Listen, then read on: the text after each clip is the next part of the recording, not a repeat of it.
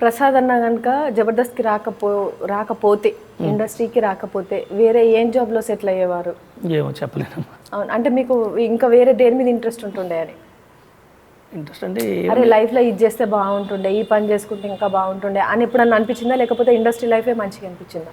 నేను ఫస్ట్ ఇంకా ఇది కాకపోతే డ్రైవింగ్ చేసేవాడిని బహుశా నా నాలెడ్జ్కి నా దీనికి. డ్రైవింగ్ ఇంట్రెస్ట్ మీకు? ఇంట్రెస్ట్ ఏం లేదండి, అంటే బేసిక్గా లాంగ్ వెళ్ళిపోవచ్చు. అప్పుడు నేను ఒంటరిగా ఉండేవాడిని ఎక్కువ.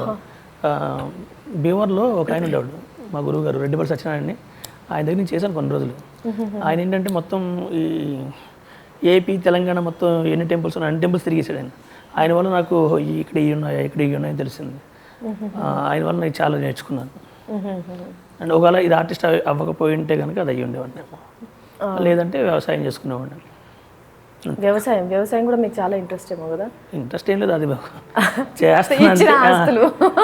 అయ్యి లేవు, పొలాలు ఏమి మాకు లేవు. జస్ట్ నేను కూలికి వెళ్ళేవాడు అనమాట అప్పుడు చిన్నప్పుడు. చేసేవాడిని మహా అంటే ఈ కోతలకి వాటికి కట్టేదలకి వాటికి వెళ్ళేవాడిని.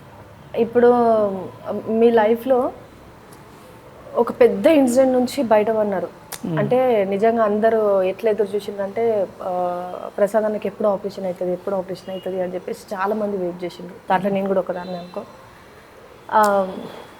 ఇంతమంది అంటే కొలీగ్స్ సపోర్ట్ కూడా ఉంది, ఫ్యామిలీ సపోర్ట్ ఉంది, ఇంతమంది బ్లెస్సింగ్స్ చేస్తున్నారు. కానీ మీకు ఎక్కడన్నా నాకేదన్నా జరిగితే ఏంది పరిస్థితి అని ఏ క్షణమన్నా మీరు భయపడినారా అన్న? నేను అసలు ఎప్పుడు భయపడలేదు. కాకపోతే ఒక్కసారి మాత్రం చాలా భయపడ్డాను, భయం వేస్తుంది నాకు పాప పుట్టగానే అమ్మాయి పుట్టింది. అమ్మాయి పుట్టుకొని చాలా ఫీల్ అయిపోయాను, అరే ఇప్పుడు మనకి ఏదైనా అయితే దాని పరిస్థితి ఏంటి ఇదని. తర్వాత ఒక కొద్దిసేపటికి కొంచెం రియలైజ్ అయ్యాను. తర్వాత తనకి బాగాలేదు, ఏమండి బాక్స్లో పెట్టి సునీత ఒక హాస్పిటల్లో ఉంది, తను ఒక హాస్పిటల్లో ఉంది. నేను వెళ్ళి చూసిన దానికి మొత్తం నీడిల్స్ ఇక్కడ 3-4 పెట్టారు. అరే ఏంటారు బాబు దీనికి నాకన్నా దానికి నా పరిస్థితి వచ్చిందని చాలా ఫీల్ అయిపోయాను. ఆ అమ్మాయి బతకాలనుకున్నాను, బతికింది. స్టిల్ దానివల్ల నా లైఫ్ మొత్తం మారిపోయింది. తన కోసం ఇప్పటికీ స్టిల్ నేను ఏదైనా వర్క్ చేసినా ఇంకోటి చేసినా నా మొత్తం ఫోకస్ మొత్తం మా పాప మీదే ఉంటుంది. దానికోసమే అది నా లైఫ్లోకి వచ్చిన తర్వాతే నాకు చాలా మంచి జరిగింది. ఆపరేషన్ అనేది సక్సెస్ అయ్యింది. నేను కొన్ని ప్రాజెక్ట్స్ మళ్ళీ చేస్తున్నాను. దానివల్ల కేవలం మా పాప వల్లే అనుకుంటాను నేను.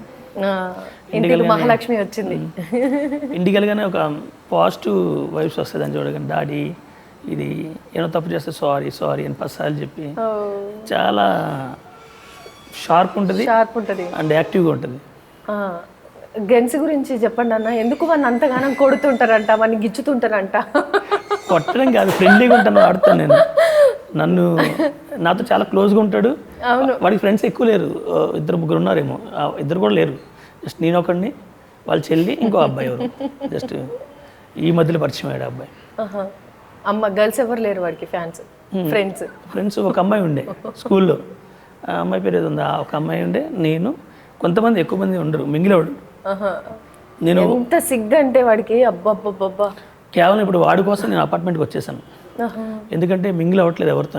మహా అంటే 2-3 నౌకరాజుతో, ఆశతో, వీళ్ళతో క్లోజ్గా ఉంటాడు తప్ప ఇంకా మిగిలిన వాళ్ళందరితో దూరంగా ఉంటాడు. మహా అంటే మా అమ్మతో, మా అత్తగారితో, వీళ్ళతో ఉంటాడు.